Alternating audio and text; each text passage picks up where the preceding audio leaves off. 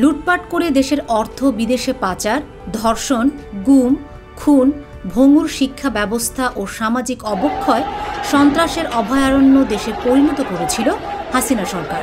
দীর্ঘ সময় ক্ষমতার মসনদে থেকে কয়েকটি বিতর্কিত নির্বাচনের জন্ম দিয়ে আওয়ামী লীগ নিজেই দলের ধ্বংস ডেকে এনেছে। মিথ্যা বেশি দিন টেকে না, হয়তো সাময়িকভাবে একটা করতে পারে, সত্যের জয় হয়, সত্য জয় হবে। এত বড় একটি বৃহৎ দলের তলে তলে যে এত গভীর ভাঙন ধরেছে, নীতি নির্ধারকরা তার কোনো খবরই পায়নি। আওয়ামী লীগকে এভাবে নাস্তানাবুদ হতে হবে শীর্ষ নেতৃত্ব একটুও আঁচ করতে পারেনি। বাংলাদেশের জনগণ আমার পাশে আছে, এই শক্তি যারা আছে তারা পারে। হাসিনার বিগত 15 বছরের শাসনামলে ব্যক্তি পর্যায় থেকে সরকারি আধা সরকারি প্রতিষ্ঠানে ছিল দুর্নীতির মহা উৎসব।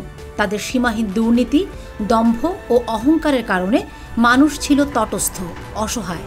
রাজনৈতিক ব্যক্তি বা দলকে উদ্দেশ্য করে কোনো দম্ভোক্তি করলে হয়তো গ্রহণযোগ্য না হলেও সহনীয় হয়ে থাকত।